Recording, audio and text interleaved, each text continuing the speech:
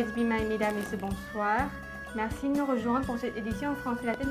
Nous sommes samedi, le 15 avril 2017, commençons tout de suite par le président Buniam Boratit forme une CVE du nouvel an de 2560. พี่น้องชาวลาวเชื้อชาติลาวที่อยู่ภายในและต่างประเทศที่ฮักแพงทั้งหลาย Le président Boniam Boratit a adressé aux citoyens laos et aux expatriés laos ainsi qu'aux résidents étrangers en République démocratique populaire Laos ses meilleurs vœux de bonheur et de succès à l'occasion du Nouvel An Lao. Dans son message, le président Boniam Boratit a rappelé que l'année passée était significative car c'est la première année de la mise en œuvre des résolutions du 10e congrès du parti et du 8e plan quinquennal de développement socio-économique 2016-2020. Malgré les difficultés, les défis et les épreuves à l'intérieur du pays, dans la région et dans le monde, le peuple lao est capable de protéger et de développer le pays progressivement, a souligné le président. Il a souligné que le Laos continue de jouir de sa ferme stabilité politique, de la sécurité et de l'ordre social. L'économie nationale se développe avec le revenu annuel per capita de $2027. L'économie nationale se développe avec le revenu annuel per capita de $2027. Ces réalisations sont dues à la solidarité et au dévouement de tout le peuple sous la direction du Parti populaire révolutionnaire lao et du gouvernement, au soutien et à l'assistance des pays amis et des organisations internationales. L'année passée, le Laos a assumé la présidence de l'ASEAN en accueillant avec succès les 28e et 29e sommets de l'ASEAN et d'autres réunions connexes. Toutes ces réalisations ont rehaussé le prestige de la République démocratique populaire Lao dans l'arène régionale et internationale, a déclaré le président. Le chef de l'État a déclaré que le parti et le gouvernement continueront de conjuguer les efforts pour diriger le peuple tout entier à poursuivre l'agenda de développement formulé dans les résolutions du 10e congrès du parti et dans le 8e plan quinquennal de développement socio-économique, à savoir la stratégie de développement jusqu'à 2025 et la vision de développement jusqu'à 2030 pour sortir le Laos de la liste des pays les moins avancés en 2020. Pour atteindre ces objectifs, le président a fait appel à tout le peuple à renforcer la solidarité monolithique sous la direction du parti afin de surmonter toutes les difficultés, défis et épreuves durant l'année qui vient. Le président a également exhorté à développer les réalisations passées et à corriger les lacunes de l'an passé pour la prospérité de notre chère patrie et le bien-être de notre peuple, renforçant la solidarité dans la société ainsi que la démocratie, la justice et la modernisation. En cette solennelle occasion, le président Buniam Boratit, qui est aussi secrétaire général du parti, au nom des dirigeants du parti et du gouvernement, et en son nom personnel, formule ses vœux de bonheur et de succès aux membres du parti, aux officiels, aux officiers militaires et policiers, aux citoyens laos et aux résidents laos à l'étranger, ainsi qu'aux résidents étrangers au Laos. Le président a adressé ses salutations chaleureuses, ses préoccupations et ses meilleurs vœux de santé aux cadres militaires et policiers ainsi qu'aux forces armées en mission pour la défense de la souveraineté nationale et de l'intégrité territoriale. Les meilleurs vœux sont aussi adressés aux cadres à la retraite, aux personnes handicapées et aux malades en traitement dans les hôpitaux pour le rétablissement rapide. Bonne et heureuse année.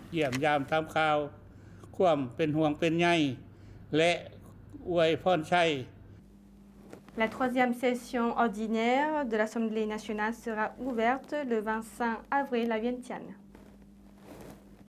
La troisième session ordinaire de l'Assemblée nationale, 8e législature, sera ouverte le 25 avril 2017 à Vientiane.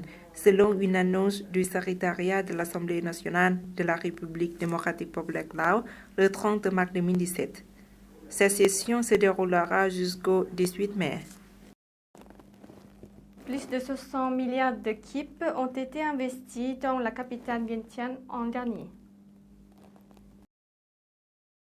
L'année dernière, l'investissement dans la capitale Vientiane a atteint plus de 36,9 milliards de kip, soit 4,48 milliards de dollars, principalement dans la production commerciale et des projets de sécurité alimentaire systématique. Le produit intérieur brut PIB a augmenté de 10,9% avec le revenu moyen par habitant de 4 700 $, a informé le maire de Vientiane, Silavongkut Paitoon, à la session plénière du conseil exécutif du parti Vientiane, récemment en présence du Premier ministre Thongloun Sisoulith. Il y avait 3 secteurs orientés vers l'économie dans la capitale Vientiane sur la dernière année, l'industrie à 47% du PIB, les services à 36% et l'agriculture à 17%. Ces secteurs de l'économie de Vientiane ont été en croissance constante. La capitale a recueilli plus d'1 milliard de kip des impôts pour le budget de l'État. L'année dernière, Vientiane a produit 341 150 tonnes de riz, 7 000 tonnes de maïs et 4 300 tonnes de légumes biologiques. D'autre part, la capitale veille également sur le côté socio-culturel en créant 11 211 familles culturelles en coïncidence avec la restauration du musée Hopakeo et du stupa de That Luang. Elle a veillé au bien-être des fonctionnaires à la retraite en vertu du décret du Premier ministre ainsi qu'au travail pour résoudre le problème des mendiants. Vientiane a également favorisé le secteur du tourisme et a attiré plus de 1,5 million de touristes l'an dernier.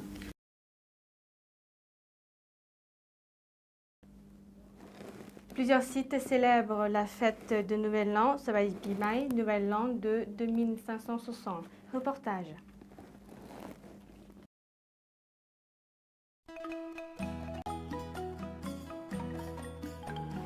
L'année nouvelle, l'année du coq, commence donc le dimanche 16 avril. Ce jour est le Sankankun, retour du génie. C'est officiellement le premier jour de l'an. L'année nouvelle, l'année du coq, commence donc le dimanche 16 avril. Ce jour est le Sankankun, retour du génie. C'est officiellement le premier jour de l'an. Il correspond au passage du soleil de la constellation Mina-Poisson à la constellation Mesa-Bélier. C'est l'arrivée de la nouvelle divinité protectrice de l'année. Bun Pimai Lao, fête du Nouvel An Lao, ou encore appelée fête du 5e mois de l'année lunaire, Bun Den Ha, sont l'occasion de multiples réjouissances qui se déroulent chaque année au mois d'avril, Mesa en Lao, et durent 3 ou 4 jours, cela varie selon les années. Sous le racimètre, le signe du bélier avril, les jours et les nuits sont d'égale longueur. À partir du mois d'avril, et à mesure qu'on avance dans le temps, les jours deviennent de plus en plus longs. C'est ce qui a décidé le Hora, astrologue, à placer le jour de l'an Lao en avril, autrement dit au 5e mois. De la sorte, la lumière s'ouvre devant nous, éclaire notre chemin, nous allons vers le bonheur, vers la civilisation. Cette fête est également appelée Bun Trut Songkran, Trut signifiant fin et Songkran, le changement de saison.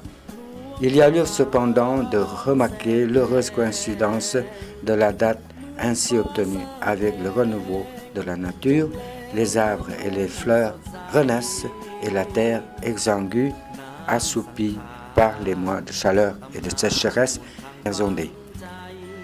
Cette année, la célébration se déroule entre les 14, 15 et 16 avril. Ces jours-là seront officiellement chômés. Les maisons seront auparavant récurées et mises en ordre avec soin pour entrer dans la nouvelle année et l'année du singe, à laquelle va succéder l'année du coq, se termine le 5e jour de la lune croissante du 5e mois de l'ère. L'année du singe, à laquelle va succéder le 5e jour de la lune décroissante du 5e mois de l'ère bouddhique, soit le vendredi 14 avril 2017. C'est le jour du Sangkhan Luang ou Sangkhan Pai, départ du génie de l'année. Le lendemain, le 15 avril, c'est le mois est interdit, mais certaines années comprennent 2 jours neutres, Munao, qui sont déterminés par des calculs astrologiques. L'année nouvelle va donc commencer le dimanche 16 avril du 5e mois lunaire. Ce jour est le Sangkhan Kun, retour du génie. C'est officiellement le premier jour de l'an. C'est l'arrivée de la nouvelle divinité protectrice de l'année. Le nouvel an est fêté par plusieurs ethnies et ce passage de l'année 2559 à l'année 2560 sera célébré dans l'allégresse générale. Les bonzes placent provisoirement des statues du Bouddha dans différents endroits de la pagode pour que chacun puisse se livrer au rite ancestral. Alors le son du tambour de la pagode annonce le début de l'endouement. Des gens apportent divers récipients remplis. Devant elles, hommes, femmes et enfants s'inclinent et prient pour que l'année nouvelle leur soit favorable à leur... Devant elles, hommes, femmes et enfants s'inclinent et prient pour que l'année nouvelle leur soit favorable en leur apportant santé, richesse, prospérité et bonheur. L'eau qui a servi à l'ablution est considérée comme investie de vertus bénéfiques dont recueillie avec dévotion et rapportée à la maison pour ceux qui n'ont pas pu se rendre à la pagode. Au cours de la fête, les gens se promènent librement pour arroser l'eau parfumée mélangée avec des fleurs, les statues du Bouddha, les bonzes et les personnes âgées. C'est l'un des événements marquants de cette fête qui offre chance et prospérité. Les hautes personnalités ou les gens aisés invitent les bonzes dans leur demeure durant la matinée d'un des 3 jours pour purifier la maison et chasser tous les esprits indésirables en échange d'importantes offrandes, puis tous les invités festoient.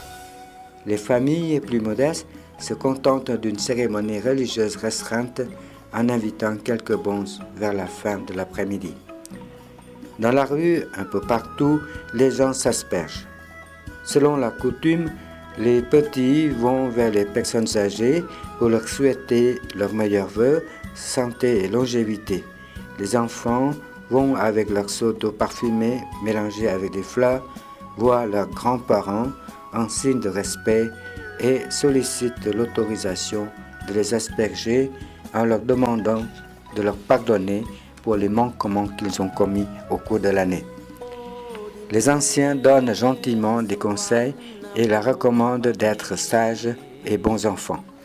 Tandis que les poubao et les poussao, garçons et filles en vêtements aux couleurs chatoyantes, s'amusent, rient et s'arrosent, à qui mieux dans la journée. Cette période donne encore l'occasion aux familles d'honorer leurs ancêtres. Les descendants prient tout le long. Cette période donne encore l'occasion aux familles d'honorer leurs ancêtres. Les descendants prient tout le long des festivités et refreinent certains débordements comme l'abus d'alcool, l'arrosage intempestif, l'utilisation d'eau sale ou colorée ou encore de farine, l'usage de suie ou de peinture, le volume excessif des haut-parleurs. Pimelao donne aussi aux familles et aux amis l'opportunité de se réunir pour se souhaiter la bonne année avec tous les vœux qui l'accompagnent. Chance, bonheur, santé, longévité et prospérité. Les enfants rendent visite à leurs parents, oncles et tantes, à leurs aînés ou leurs supérieurs pour demander leur bénédiction et se faire pardonner des mauvaises actions qu'ils ont pu perpétrer à leur encontre au cours de l'année. Certains leur offrent des tissus en soie pour leur exprimer respect et reconnaissance. Puis, des visites familiales et amicales se font dans la journée et donnent lieu chez les hautes personnalités à cette cérémonie que nous appelons Basi, cérémonie de la chance qui est célébrée presque dans tous les foyers comme dans la plupart des ministères. Pour clôturer ces fêtes, des petites hâtes monticules de sable sont élevés dans les pagodes ou sur les bancs du Mékong. Ils sont surmontés de banderoles de papier sur lesquelles sont dessinés les animaux du zodiaque et, en les éditions, chacun demande au ciel la grâce de vivre longtemps, de belles journées fécondes en joie et en richesse, aussi nombreuses que les grains de sable qui les composent. Le Nouvel An Lao donne l'occasion d'observer et de découvrir la culture traditionnelle Lao pendant ce jour de fête où les inspections sacrées s'étendent joyeusement à tous, sans distinction de race ou d'origine, chacun participant à